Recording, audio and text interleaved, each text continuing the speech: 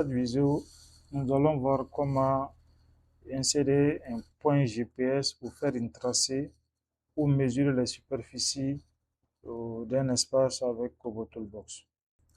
D'abord, nous allons commencer avec la première question qui est de choisir l'emplacement d'un point avec Kobo Toolbox.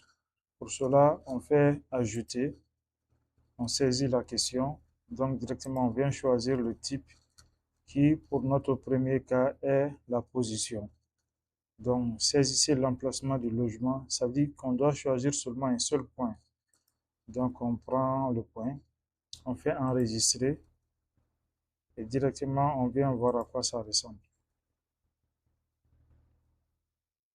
Donc, directement vous voyez. Donc, avec ça, vous allez venir choisir l'emplacement et voici les coordonnées sont collectées. Ça, c'est l'affichage à travers l'application web. Maintenant, nous allons ajouter un second point, une seconde variable plutôt, qui va nous permettre de faire un tracé, c'est-à-dire tracer plusieurs points sans faire un contour. Donc pour cela, nous allons ajouter la question tracer le chemin entre le logement et le point d'eau le plus proche. Maintenant, nous allons choisir le type. Maintenant, ce n'est plus position, mais c'est ligne que nous prenons. On peut faire plusieurs points, mais sans fermer. Donc nous allons choisir ligne, on fait enregistrer et on vient voir à quoi ça ressemble.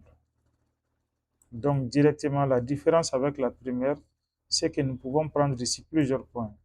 Donc d'abord, je prends le premier point.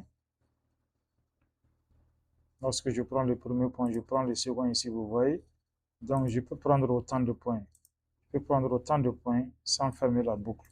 À chaque fois que je prends un point, voici les trois premiers points que j'ai pris. 1, 2, 3. Donc ça veut dire que celui-là n'a pas encore été pris. Donc si je prends ici, vous voyez, automatiquement, je peux ajouter autant de points que je peux. Maintenant, lorsqu'on veut supprimer les points en retournant, on vient juste ici, on supprime, on confirme. Ce point est parti, il reste les trois points. Les noirs, ça veut dire que c'est les points qui ont été pris. Donc, on supprime encore, confirme, et on retourne, ainsi de suite, si on a fait des erreurs. Donc, à chaque fois qu'on supprime, vous voyez, ça retourne. Donc, c'était l'objet de cet exercice. Maintenant, nous allons ajouter la dernière variable qui va nous permettre d'estimer la superficie d'un périmètre, d'un espace donné. La même chose, on choisit la variable concernée, tracer la limite du jardin. Donc ici, on choisit la question et ici, c'est zone qu'on vient prendre. Et la différence, on enregistre toujours. La différence avec la question précédente, c'est qu'on peut choisir plusieurs points, mais il faut fermer la boucle. Donc, nous allons venir ici et il y a cette clause polygone. Ça ne figurait pas pour la question précédente qui était le tracé. Mais close polygone s'affiche lorsqu'il s'agit de faire une clôture.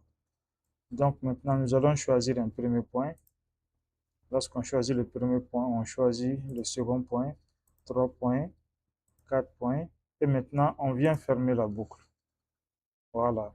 Donc directement, nous allons avoir une idée de la superficie qui fait 8,22 hectares.